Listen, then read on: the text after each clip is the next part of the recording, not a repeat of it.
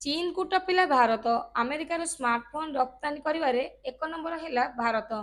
भारत प्रथम थर पर चीन को पछरे पकाई अमेरिकार शीर्ष स्मार्टफोन जोगाणकारी देश भाव में सफल होईछि। एही सफलतार मुख्य कारण ହେଉଛି एप्रिल आईफोन उत्पादन को चीन रे भारत को स्थानांतर करवा। रिपोर्ट अनुसार 2025 एप्रिल जून त्रैमासिक अमेरिका को जाउथवा स्मार्टफोन 44% भारत में उत्पादित होईछि, जहाँ गत वर्ष तुलन में 13% रु अधिक वृद्धि पाई। चीन अंश 61% को ह्रास पाई 25% को खसी आसी। परवर्ती खबर, मुख्यमंत्री बड़ घोषणा, आकांक्षी जिला मानकर आकांक्षा पूरण हेब। तेबे राज्य कन्वेन्शन केन्द्र ठारे योजना एवं संयोजक विभाग पक्षर आयोजित संपूर्णता अभियान सम्मान समारोह में जोगदे मुख्यमंत्री मोहन चरण माझी गतकाली एक सप्ताहव्यापी आकांक्षा हाट अभियान आरंभ करने घोषणा कर। ଏହି ଅବସରରେ ମୁଖ୍ୟମନ୍ତ୍ରୀ ସ୍ଥାନୀୟ ବିକାଶକୁ ପ୍ରୋତ୍ସାହିତ କରିବା ପାଇଁ ଅକ୍ସିଲେଶନାଲ ଜିଲ୍ଲା ଏବଂ ବ୍ଲକ କାର୍ଯ୍ୟକ୍ରମ ଏକ ସଫଳ ମଡେଲ ସାବ୍ୟସ୍ତ ହେଉଛି ବୋଲି କହିବା ସହିତ ଆଗାମୀ ଦିନମାନଙ୍କରେ ଆକାଂକ୍ଷୀ ଜିଲ୍ଲାମାନଙ୍କର ଆକାଂକ୍ଷା ପୂରଣ ହେବ ବୋଲି କହିଛନ୍ତି। ପରବର୍ତ୍ତୀ ଖବର, ବିକଶିତ ଭାରତର ସ୍ୱପ୍ନକୁ ସାକାର କରିବା ଦିଗରେ ଜାତୀୟ ଶିକ୍ଷାନୀତି ସବୁଠୁ ପ୍ରଭାବଶାଳୀ ଅସ୍ତ୍ର ଅଟେ। ବିକଶିତ ଭାରତ କେବଳ ଭିଜନ ନୁହେଁ, ବରଂ ପ୍ରଧାନମନ୍ତ୍ରୀ ନରେନ୍ଦ୍ର ମୋଦିଙ୍କ ଦ୍ୱାରା ଦିଆଯାଇଥିବା କାମକୁ କାର୍ଯ୍ୟକାରୀ କରିବା ଦିଗରେ ଏକ ଶକ୍ତିଶାଳୀ ଆହ୍ୱାନ। ବିକଶିତ ଭାରତର ସ୍ୱପ୍ନକୁ ସାକାର କରିବାକୁ ହେଲେ ଜାତୀୟ ଶିକ୍ଷାନୀତି ସବୁଠାରୁ ପ୍ରଭାବଶାଳୀ ଅସ୍ତ୍ର ବୋଲି ମଙ୍ଗଳବାର ଦିନ ନୂଆଦିଲ୍ଲୀଠାରେ ଜାତୀୟ ଶିକ୍ଷାନୀତି 2020ର 5 ବର୍ଷ ପୂର୍ତ୍ତି ଅବସରରେ ଆୟୋଜିତ ଅଖିଳ ଭାରତୀୟ ଶିକ୍ଷା ସମାଗମର 2025କୁ ଉଦ୍ଘାଟନ କରିବା ଅବସରରେ କହିଛନ୍ତି କେନ୍ଦ୍ର ଶିକ୍ଷାମନ୍ତ୍ରୀ ଧର୍ମେନ୍ଦ୍ର ପ୍ରଧାନ। ପରବର୍ତ୍ତୀ ଖବର, ବନ୍ୟା ପାଣିରେ ଭାସିଗଲେ 2 ଜଣ ବ୍ୟକ୍ତି, ସେଥିମଧ୍ୟରୁ ଜଣଙ୍କର ମୃତ୍ୟୁ ହୋଇଥିବା ବେଳେ ଆଉ ଜଣେ ସୁରକ୍ଷିତ ଉଦ୍ଧାର ହୋଇଛନ୍ତି। ବନ୍ୟା ପାଣିରେ 2 ଜଣ ବ୍ୟକ୍ତି ଭାସି ଯାଇଥିବା ବେଳେ ସୁରକ୍ଷିତ ଉଦ୍ଧାର ହୋଇଛନ୍ତି ଜଣେ ଏବଂ ଅନ୍ୟ ଜଣଙ୍କର ମୃତଦେହ ଉଦ୍ଧାର କରାଯାଇଛି। ଜଣକୁ ସ୍ଥାନୀୟ ଲୋକ ଉଦ୍ଧାର କରିଛନ୍ତି। ଉଦ୍ଧାର ବ୍ୟକ୍ତି ହେଲେ ପ୍ରତାପ ସାହୁ, ଘର ଶ୍ରୀରାମପୁର ପଞ୍ଚାୟତ ମଠସାହି ଗାଁର ବୋଲି ଜଣାପଡ଼ିଛି। ଆଉ ଜଣେ ବନ୍ୟା ସୁଅରେ ବୁଡ଼ି ମୃତ୍ୟୁବରଣ କରିଛନ୍ତି। ମୃତ ବ୍ୟକ୍ତି ହେଲେ ପଟ୍ଟାମୁଣ୍ଡାଇ ବ୍ଲକ ଶ୍ରୀରାମପୁର ପଞ୍ଚାୟତର ପାଳପାଟଣା ଗ୍ରାମର ଦୀନବନ୍ଧୁ ଧଳ। ପରବର୍ତ୍ତୀ ଖବର, ଅଗଷ୍ଟ 1ରୁ 14 ତାରିଖ ପର୍ଯ୍ୟନ୍ତ ଆନ୍ଦୋଳନ କରିବେ ଛାତ୍ର ଓ ଯୁବ ବିଜେଡି। ରାଜ୍ୟରେ ବିପର୍ଯ୍ୟସ୍ତ ଆଇନ ଶୃଙ୍ଖଳା, ଛାତ୍ରୀ ଓ ମହିଳାମାନେ ଅସୁରକ୍ଷିତ ଅଭିଯୋଗରେ ଆନ୍ଦୋଳନକୁ ଓହ୍ଲାଇବେ ଛାତ୍ର ଓ ଯୁବ ବିଜେଡି। ବିଜୁ ଛାତ୍ର ଓ ଯୁବ ଜନତା ଦଳ ତରଫରୁ ଅଗଷ୍ଟ 1 ତାରିଖରୁ ଦ୍ୱିତୀୟ ପର୍ଯ୍ୟାୟର ଆନ୍ଦୋଳନ ଆରମ୍ଭ ହେବ ବୋଲି ଦଳ ତରଫରୁ ସୂଚନା ମିଳିଛି। ଶଙ୍ଖ ଭବନରେ ଗତକାଲି ଆୟୋଜିତ ସାମ୍ବାଦିକ ସମ୍ମିଳନୀରେ ଦଳର ଯୁବ ବିଧାୟକ ବ୍ୟୋମକେଶ ରାୟ ଏବଂ ଦେବୀ ରଞ୍ଜନ ତ୍ରିପାଠୀ ରାଜ୍ୟ ସରକାରଙ୍କ ଉପରେ ବର୍ଷିଥିଲେ। ବ୍ୟୋମକେଶ ରାୟ କହିଥିଲେ, ଗତ 13 ମାସରେ ବିଜେପି ଶାସନ ରାଜ୍ୟରେ ଆଇନ ଶୃଙ୍ଖଳା ବିପର୍ଯ୍ୟସ୍ତ ହୋଇପଡ଼ିବା ସହିତ ନାରୀ ନିର୍ଯାତନା ଅହେତୁକ ଭାବରେ ବୃଦ୍ଧି ପାଇଛି। ରାଜ୍ୟରେ ଛାତ୍ରଛାତ୍ରୀମାନେ ବେଳାଭୂମିଠାରୁ ଆରମ୍ଭ କରି କଲେଜ କ୍ୟାମ୍ପସ ମଧ୍ୟରେ ସୁରକ୍ଷିତ ନାହାନ୍ତି। ବିଭିନ୍ନ ଛାତ୍ରୀ ନିବାସରେ ନାବାଳିକାମାନେ ଗର୍ଭବତୀ ହେଉଛନ୍ତି। ଛାତ୍ରୀ ଓ ନାରୀମାନେ ଅସୁରକ୍ଷିତ ହୋଇ ପଡ଼ିଥିଲା ବେଳେ ରାଜ୍ୟ ବିଜେପି ସରକାର ନିଘୋଡ଼ ନିଦରେ ଶୋଇଛନ୍ତି। ଗୋପାଳପୁର ବେଳାଭୂମିରେ ଜଣେ ଛାତ୍ରୀଙ୍କୁ ଗଣଦୁଷ୍କର୍ମ, ବାଲେଶ୍ୱର ଏଫ୍ଏମ୍ କଲେଜରେ ଛାତ୍ରୀଙ୍କ ଆତ୍ମହତ୍ୟା ଘଟଣା ଏବଂ ବଳଙ୍ଗା ନାବାଳିକା ପୋଡ଼ି ଘଟଣା ସମଗ୍ର ଦେଶରେ ଚର୍ଚ୍ଚାର ବିଷୟ ପାଲଟିଛି। ପରବର୍ତ୍ତୀ ଖବର, ସ୍କୁଲ ମାନିବେ ବସ୍ତାନି ହାଲୁକା ନିୟମ, ଯାଞ୍ଚ କରିବେ ବିଓ, ଖିଲାପ ହେଲେ ହେବ କାର୍ଯ୍ୟାନୁଷ୍ଠାନ। ଏଣିକି ବସ୍ତାନି ଓଜନ ଚେକ୍ କରିବେ ବିଓ। ଛାତ୍ରଛାତ୍ରୀମାନଙ୍କ ସ୍କୁଲ ବସ୍ତାନି ବୋଝ ଦିନକୁ ଦିନ ବଢ଼ି ଚାଲୁଥିବାରୁ ଉଦ୍ବେଗ ପ୍ରକାଶ ପାଇଛି। ପୂର୍ବରୁ ଏନେଇ କଟକଣା ଥିଲେ ମଧ୍ୟ ଅନେକ ସ୍କୁଲ ଏହାକୁ ମାନୁନଥିବାକୁ ନେଇ ଅଭିଯୋଗ ଆସିଛି। ଏହାକୁ ନେଇ ସର୍ବଶିକ୍ଷା ଅଭିଯାନ ପକ୍ଷରୁ ପୁଣି ଥରେ ନିର୍ଦ୍ଦେଶନାମା ଜାରି କରାଯାଇଛି। ଛାତ୍ରଛାତ୍ରୀମାନେ ସେମାନଙ୍କ ଓଜନର 10%ରୁ କମ୍ ଓଜନର ସ୍କୁଲ ବ୍ୟାଗ୍ ନେବେ ବୋଲି ନିର୍ଦ୍ଦେଶନାମାରେ ସ୍ପଷ୍ଟ କରାଯାଇଛି। ଉଦାହରଣ ସ୍ୱରୂପ 30 କିଲୋ ଓଜନର ଛାତ୍ରଛାତ୍ରୀମାନେ 3 କିଲୋରୁ କମ୍ ଓଜନର ସ୍କୁଲ ବ୍ୟାଗ୍ ନେବେ। ସର୍ବଶିକ୍ଷା ଅଭିଯାନ ଜିଲ୍ଲା ପ୍ରକଳ୍ପ ସଂଯୋଜକ ନିତ୍ୟାନନ୍ଦ ବାରିକ ଏ ସମ୍ପର୍କିତ ନିର୍ଦ୍ଦେଶନାମା ଜାରି କରିଛନ୍ତି। ପରବର୍ତ୍ତୀ ଖବର, ଘର ଗୋଡ଼ ପଛରେ ମହାପ୍ରଭୁ ଶ୍ରୀ ଜଗନ୍ନାଥଙ୍କର ମୁହଁ ଛାପିଲା ଚାଇନା କମ୍ପାନୀ, ଭକ୍ତଙ୍କର ତୀବ୍ର ପ୍ରତିବାଦ। ପୁଣି ଥରେ ହିନ୍ଦୁ ଦେବାଦେବୀଙ୍କୁ ଛବିକୁ ଅନୁଭୂତ ହେବେ ବ୍ୟବହାର ଘଟଣା ସାମ୍ନାକୁ ଆସି ଏକ ଚାଇନିଜ ଇ କମର୍ସ ପ୍ଲାଟଫର୍ମ ଅଲି ଏକ୍ସପ୍ରେସରେ ମହାପ୍ରଭୁ ଶ୍ରୀ ଜଗନ୍ନାଥଙ୍କ ଛବି ଥିବା ଗୋଡ଼ ପୋଛା ବିକ୍ରି ହେଉଥିବା ଦେଖିବାକୁ ମିଳିଛି। ଏହି ଘଟଣା କୋଟି କୋଟି ଜଗନ୍ନାଥ ପ୍ରେମୀମାନଙ୍କୁ ଗଭୀର ଆଘାତ ପହଞ୍ଚାଇଛି। ଏହି ଅପମାନଜନକ ଘଟଣା ସୋସିଆଲ ମିଡିଆରେ ଭାଇରାଲ ହେବା ପରେ ହିନ୍ଦୁ ସଂଗଠନ ଓ ଭକ୍ତମାନେ ତୀବ୍ର ପ୍ରତିବାଦ ଜଣାଇଛନ୍ତି। ଭାଇରାଲ ହୋଇଥିବା ଏହି ଭିଡିଓଟିରେ ଜଗନ୍ନାଥ ପ୍ରେମୀମାନେ ପ୍ରତିକ୍ରିୟା ଦେଇଛନ୍ତି ଯେ ଏହା ଏକ ଅପମାନଜନକ ଘଟଣା। ଏହା ସମସ୍ତ ଜଗନ୍ନାଥ ପ୍ରେମୀମାନଙ୍କୁ ଆଘାତ ଦେଇଛି। ତୁରନ୍ତ ଏହାକୁ ସୋସିଆଲ ମିଡ଼ିଆ ପ୍ଲାଟଫର୍ମରୁ ଡିଲିଟ୍ କରାଯାଉ। ଏହା ସହ ଶ୍ରୀ ଜଗନ୍ନାଥ ମନ୍ଦିରର ପ୍ରଶାସନ, ଓଡ଼ିଶା ମୁଖ୍ୟମନ୍ତ୍ରୀ କାର୍ଯ୍ୟାଳୟ ଓ ଅଧିକାରୀମାନଙ୍କୁ ତୁରନ୍ତ ପଦକ୍ଷେପ ଗ୍ରହଣ କରିବାକୁ ଅନୁରୋଧ କରାଯାଇଛି। ପରବର୍ତ୍ତୀ ଖବର, ଆପାର୍ଟମେଣ୍ଟ ରେଜିଷ୍ଟ୍ରେସନ ସମସ୍ୟାକୁ ନେଇ ଆଜି ମୁଖ୍ୟ ଶାସନ ସଚିବଙ୍କ ଅଧ୍ୟକ୍ଷତାରେ ବୈଠକ ବସିବ। ଆପାର୍ଟମେଣ୍ଟ ରେଜିଷ୍ଟ୍ରେସନ ସମସ୍ୟା ସମାଧାନ ହେବ ନେଇ ଆଜି ମୁଖ୍ୟ ଶାସନ ସଚିବଙ୍କ ଅଧ୍ୟକ୍ଷତାରେ ଉଚ୍ଚସ୍ତରୀୟ ବୈଠକ ବସିବ। ବୈଠକରେ ରେରା ସମ୍ବନ୍ଧୀୟ ବିଷୟଗୁଡ଼ିକ ସମୀକ୍ଷା ହେବ। ଏନେଇ ଗୃହ ଓ ନଗର ଉନ୍ନୟନ ବିଭାଗ ତରଫରୁ ଓରାର ଅଧ୍ୟକ୍ଷ, ଜଙ୍ଗଲ ଓ ପରିବେଶ ଓ ରାଜସ୍ୱ ବିଭାଗର ଅତିରିକ୍ତ ମୁଖ୍ୟ ଶାସନ ସଚିବ, ବିଡିଏ ଉପାଧ୍ୟକ୍ଷ, BMC commissioner, Odisha state housing ବୋର୍ଡର ଏମଡି, ଟାଉନ ପ୍ଲାନିଂ ନିର୍ଦ୍ଦେଶକ, ୱାଟକ ଏମଡି ଓ ପିଏଚଇଓର ମୁଖ୍ୟ ଯନ୍ତ୍ରୀ ପତ୍ର ଲେଖିଛନ୍ତି। ପରବର୍ତ୍ତୀ ଖବର, ଧରାପଡ଼ିଲେ 1,81,000 ନକଲି ଚାଷୀ, ସମସ୍ତଙ୍କୁ ପଠାଗଲା ନୋଟିସ। ବର୍ଷ ବର୍ଷ ଧରି ରାଜସ୍ୱ ଲୁଟ୍ କରି ଚାଲିଥିବା ଏହି ଚାଷୀମାନଙ୍କର ପର୍ଦ୍ଦାଫାଶ ହେଇଛି। ଯେଉଁମାନଙ୍କ ପାଇଁ ପ୍ରକୃତ ଚାଷ କରୁଥିବା ଲୋକ ଲାଭବାନ ହୋଇପାରୁନାହାନ୍ତି, ହେଲେ ଏମାନେ ମାଲାମାଲ ହେଉଛନ୍ତି ବୋଲି ଆଜି ଏଭଳି ଏକ କହିଛନ୍ତି ସମବାୟ ମନ୍ତ୍ରୀ ପ୍ରତାପ ବଳ ସାମନ୍ତ। ନକଲି ଚାଷୀମାନଙ୍କର ରାଜସ୍ୱ ଲୁଟ୍ କରିବା ପ୍ରସଙ୍ଗ ଉପରେ ପ୍ରତିକ୍ରିୟା ଦେଇ ସେ କହିଛନ୍ତି ଯେ ପୂର୍ବ ସରକାର ସମୟରୁ ଏହି ନକଲି ଚାଷୀମାନେ ଏଭଳି କାମ କରି ଆସୁଥିଲେ ଓ ରାଜସ୍ୱକୁ ଲୁଟୁଥିଲେ। ଯେଉଁ ସବୁ ଧରାପଡ଼ିଛନ୍ତି ସେମାନେ ସବୁ ବିଜେଡି ସମର୍ଥିତ ଲୋକ ବୋଲି ମନ୍ତ୍ରୀ କହିଛନ୍ତି। ପରବର୍ତ୍ତୀ ଖବର, ଦେଶରେ କୋଟି କୋଟି ଚାଷୀଙ୍କ ପାଇଁ ଆସିଲା ଖୁସି ଖବର। ଭାରତ ସରକାରଙ୍କର କୃଷି ମନ୍ତ୍ରାଳୟ ପ୍ରଧାନମନ୍ତ୍ରୀ କିଷାନ ସମ୍ମାନ ଯୋଜନାର ଅଧୀନରେ 20ତମ କିସ୍ତି ପ୍ରଦାନ କରିବାର ତାରିଖ ଘୋଷଣା କରାଯାଇଛି।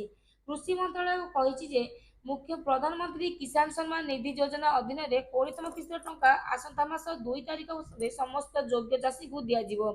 କୃଷି ମନ୍ତ୍ରାଳୟ ମଙ୍ଗଳବାର ଦିନ ରାତିରେ ଏକ ପୋଷ୍ଟ ମାଧ୍ୟମରେ ଏହି ସୂଚନା ଦେଇଛନ୍ତି।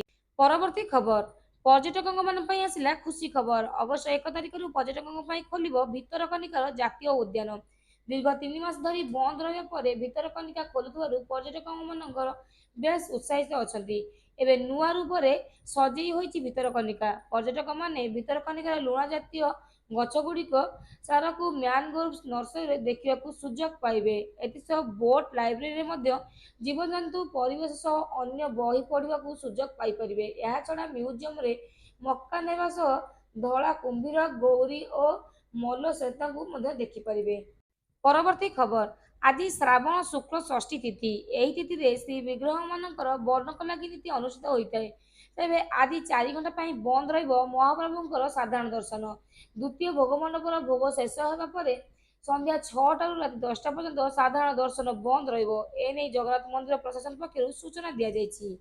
ପରବର୍ତ୍ତୀ ଖବର, ମୁଖ୍ୟମନ୍ତ୍ରୀଙ୍କର ଜନ ଅଭିଯୋଗ ଶୁଣାଣି, 91% ଅଭିଯୋଗର ସମାଧାନ।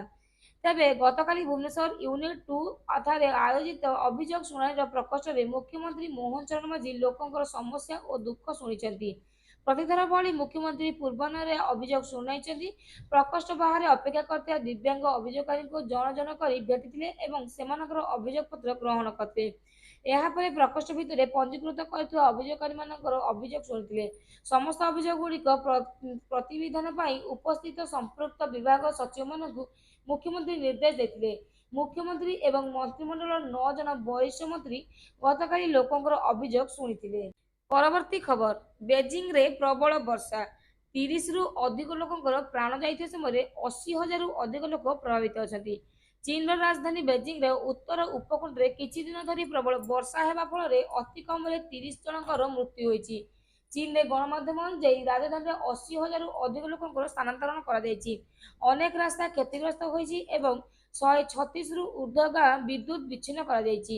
ନିଖୋଜ ଲୋକଙ୍କୁ ଖୋଜିବା ଏବଂ ଉଦ୍ଧାର କରିବା ପାଇଁ ସମସ୍ତ ପ୍ରକାର ପ୍ରୟାସ କରାଯାଉଥିବା ବେଳେ ସ୍ଥାନାନ୍ତରିତ ଲୋକଙ୍କୁ ଉପଯୁକ୍ତ ଭାବରେ ସ୍ଥଗିତ ରଖିବା ପାଇଁ ଏବଂ ମୃତାହତଙ୍କ ସଂଖ୍ୟା ହ୍ରାସ କରିବା ପାଇଁ ସମସ୍ତ ପ୍ରକାର ପ୍ରୟାସ କରିବାକୁ ଚୀନର ରାଷ୍ଟ୍ରପତି ସି ଜିନପିଙ୍ଗ ଅଧିକାରୀଙ୍କୁ ନିର୍ଦ୍ଦେଶ ଦେଇଛନ୍ତି। ପରବର୍ତ୍ତୀ ଖବର, ମଦରେ ରହିଛି କର୍କଟ ସୃଷ୍ଟିକାରୀ ଉତ୍ପାଦନ। ନୂଆଦିଲ୍ଲୀ ଅଖିଳ ଭାରତୀୟ ଚିକିତ୍ସା ବିଜ୍ଞାନ ସଂସ୍ଥାନ ଏଭଳି ଏକ ଚାଞ୍ଚଲ୍ୟକର ତଥ୍ୟ ଦେଇଛନ୍ତି। ଗବେଷକମାନେ କହିଛନ୍ତି ଯେ ତମାଖୁ ପରି ମଧ୍ୟ ମଦରେ କର୍କଟ ରୋଗ ସୃଷ୍ଟି କରିବାର ଉତ୍ପାଦନ ରହିଛି, କିନ୍ତୁ ଏ ବିଷୟରେ ସଚେତନତା ବହୁତ କମ୍। ଏପରି ପରିସ୍ଥିତିରେ ତମାଖୁ ଉତ୍ପାଦନ କରି ମଦ ବୋତଲ ଚେତାବନୀ ଲେବଲ କରାଯାଇଥିବା ଆବଶ୍ୟକ। ଦିଲ୍ଲୀର ଡକ୍ଟର ବି.ଆର୍. ଆମ୍ବେଦକର ଇନଷ୍ଟିଚ୍ୟୁଟର ରୋଟାରୀ କ୍ୟାନ୍ସର ହସ୍ପିଟାଲରେ ରେଡିଏନ୍ସ ଅଙ୍କୋଲୋଜି ବିଭାଗର କର୍କଟ ବିଶେଷଜ୍ଞ ଡକ୍ଟର ଅଭିଷେକ ଶଙ୍କର, ଡକ୍ଟର ବୈଭବ ସାହାଣୀ ଏବଂ ଡକ୍ଟର ଦୀପକ ସାଇନିଙ୍କ ଦ୍ୱାରା ଲିଖିତ ଏକ ରିସର୍ଚ୍ଚ ପେପରରେ ଏହି ପରାମର୍ଶ ଦିଆଯାଇଛି। ସମ୍ପ୍ରତି ଗବେଷକମାନେ କହିଛନ୍ତି ଯେ ଚେତାବନୀ ଲେବଲ ଲୋକଙ୍କ ସେବନ ଅଭ୍ୟାସରେ ସକାରାତ୍ମକ ପରିବର୍ତ୍ତନ ଆଣିବାରେ ପ୍ରଭାବଶାଳୀ ପରିଣତ ହୋଇପାରେ। ଗବେଷଣାରୁ ଜଣାପଡ଼ିଛି ଯେ ଭାରତ କର୍କଟ ରୋଗରେ ଏକ ବିରାଟ ବୃଦ୍ଧି ପରିଲକ୍ଷିତ ହେବାକୁ ଯାଉଛି। 2012 ରୁ 2022 ପର୍ଯ୍ୟନ୍ତ ତଥ୍ୟ ଦର୍ଶାଯାଇଛି ଯେ ଏଥିରେ 36% ବୃଦ୍ଧି ଘଟିଛି। ପରବର୍ତ୍ତୀ ଖବର, ଖାଦ୍ୟ ଯୋଗାଣ ଓ ଖାଉଟି କଲ୍ୟାଣ ମନ୍ତ୍ରୀ କୃଷ୍ଣଚନ୍ଦ୍ର ପାତ୍ର ଠକାମି ମାମଲାରେ ଅଭିଯୁକ୍ତ ଗିରଫ।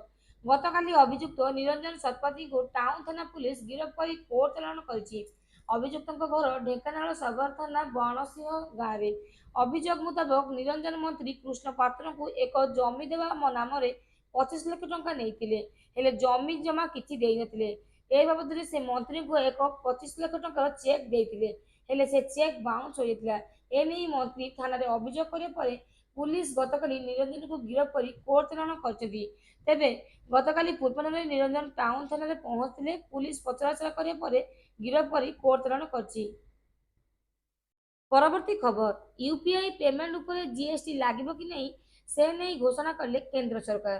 ଯଦି ଆପଣମାନେ ମଧ୍ୟ ସପିଂ କରିବାରେ ଏବଂ ଗୁଗଲ ପେ, ଫୋନ ପେ କିମ୍ବା ପେଟିଏମ୍ ଭଳି ୟୁପିଆଇ ବ୍ୟବହାର କରୁଛନ୍ତି, ତେବେ ପେମେଣ୍ଟ କରିବାର କୌଣସି ଜିଏସଟି ଲାଗିବ ନାହିଁ ବୋଲି କହିଛନ୍ତି କେନ୍ଦ୍ର ସରକାର। ପରବର୍ତ୍ତୀ ଖବର, ବୋଲବମ୍ ଯାତ୍ରା ସମୟରେ ଘଟିଲା ଏକ ଭୟଙ୍କର ଘଟଣା। ଦେଓଘର ଜିଲ୍ଲାର ଜାମ୍ବୁନିଆ ଜଙ୍ଗଲ ନିକଟରେ କାଉଡ଼ିଆମାନଙ୍କୁ ନେଇ ଯାଉଥିବା ଏକ ବସ୍ ସହିତ ସିଲିଣ୍ଡର ବୋଝେଇ ଟ୍ରକର ମୁହାଁମୁହିଁ ଧକ୍କା ହେବାରୁ 18 ଜଣ ଶ୍ରଦ୍ଧାଳୁଙ୍କର ମୃତ୍ୟୁ ଘଟିଥିବା ବେଳେ ଅନେକ ଗୁରୁତର ଆହତ ହୋଇଛନ୍ତି।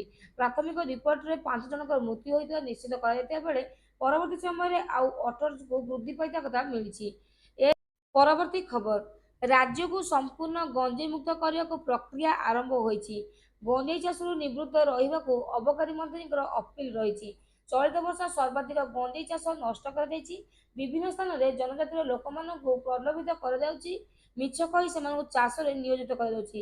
ସେମାନଙ୍କ ଉପରେ ସରକାର ତୀକ୍ଷ୍ଣ ନଜର ରଖିଛି ବୋଲି ପୃଥ୍ୱୀରାଜ ହରିଚନ୍ଦନ କହିଛନ୍ତି। ପୋଲିସ ଓ ଅବକାରୀ ବିଭାଗ ମଧ୍ୟ ଏନେଇ ଆଲୋଚନା କରିଛନ୍ତି। ପରବର୍ତ୍ତୀ ଖବର, ଭିଜିଲାନ୍ସ ଜେଲରେ ଆଉ ଜଣେ ପ୍ଲଟ ପ୍ରେମୀ। ଆର୍&ବି ଡିଭିଜନରେ 3ର ସରକାରୀ ଯନ୍ତ୍ରୀ ରାଜକିଶୋର ଜେନାଙ୍କ ଠିକଣାରେ ଚଢ଼ାଉ ହୋଇଛି। ଆୟ ବହିର୍ଭୁତ ସମ୍ପତ୍ତି ଠୁଳ ଅଭିଯୋଗରେ ଭୁବନେଶ୍ୱର, ନୟାଗଡ଼ ଓ ଖୋର୍ଦ୍ଧାରେ 10ଟି ସ୍ଥାନରେ ଢେର ଚଢ଼ାଉ ହେବା ବେଳେ 3ଟି ମୂଲ୍ୟବାନ ପ୍ଲଟ, ଭୁବନେଶ୍ୱରରେ 9ଟି ପ୍ଲଟ, ନୟାଗଡ଼ରେ 3ଟି ପ୍ଲଟ, ଖୋର୍ଦ୍ଧାରେ ଗୋଟିଏ ପ୍ଲଟ ଠାବ ହୋଇଛି। ସେହିପରି ରୂପା, ସୁନା, ଶଙ୍ଖା, ଅଳଙ୍କାର ଏବଂ ବହୁ ଦାମୀ ଆସବାବପତ୍ର ଜବତ କରିଥିବା କଥା ଦୁର୍ନୀତି ନିବାରଣ ଟିମ୍। ପରବର୍ତ୍ତୀ ଖବର, ଅଗଷ୍ଟ 9ରେ କୋରାପୁଟ ଗସ୍ତରେ ଯିବେ ମୁଖ୍ୟମନ୍ତ୍ରୀ। ଜୟପୁରରେ ବାଣ୍ଟିବେ ତୃତୀୟ ପର୍ଯ୍ୟାୟର ସୁଭଦ୍ରା କିସ୍ତି। ତେବେ ଜୟପୁରରେ ସୁଭଦ୍ରା ଯୋଜନାର ତୃତୀୟ କିସ୍ତି ଟଙ୍କା ପ୍ରଦାନ କରାଯିବ। କୋଟିଆ ଯାଇ ବିଭିନ୍ନ ଉନ୍ନତିମୂଳକ କାମର ସମୀକ୍ଷା କରିବେ। ଉପମୁଖ୍ୟମନ୍ତ୍ରୀ ପ୍ରଭାତ ପରିଡ଼ା ସାମାଜିକ ଗଣମାଧ୍ୟମ ଏକ୍ସରେ ଏହି ସୂଚନା ଦେଇଛନ୍ତି। ପରବର୍ତ୍ତୀ ଖବର, କେନ୍ଦୁଝର ପୁଲିସକୁ ମିଳିଲା ବଡ଼ ସଫଳତା। 21 ଜଣ ଅନ୍ତରାଜ୍ୟ ଲୁଟେରାଙ୍କୁ ଗିରଫ କରିବା ସହ ସେମାନଙ୍କଠାରୁ 8ଟି ସୁନା ଚେନ୍, 14ଟି ମୋଟରସାଇକେଲ, 21ଟି ମୋବାଇଲ ଫୋନ ସହ ନଗଦ 11,000 ଟଙ୍କା ଜବତ କରିଛି। ଏହି ଲୁଟେରାମାନେ ଝାଡ଼ଖଣ୍ଡ, ବିହାର, ମହାରାଷ୍ଟ୍ର, ଆନ୍ଧ୍ରପ୍ରଦେଶ ଭଳି ବିଭିନ୍ନ ରାଜ୍ୟରେ ଏକାଧିକ ଲୁଟ୍ ଘଟଣାରେ ସମ୍ପୃକ୍ତ ଥିବା କଥା ପୋଲିସ ସୂଚନା ଦେଇଛନ୍ତି। ଏହା ତ ଥିଲା ଆଜିର ପୁରା ଦିନର ଖବର। ଯଦି ଖବରଟି ଆପଣମାନଙ୍କୁ ଭଲ ଲାଗିଥାଏ ଭିଡ଼ିଓଟିକୁ ଲାଇକ୍ କରିବା ସହିତ ଚ୍ୟାନେଲରେ ନୂଆ ଥିଲେ ସବସ୍କ୍ରାଇବ କରିବାକୁ ଭୁଲିବେ ନାହିଁ। ଜୟ ଜଗନ୍ନାଥ।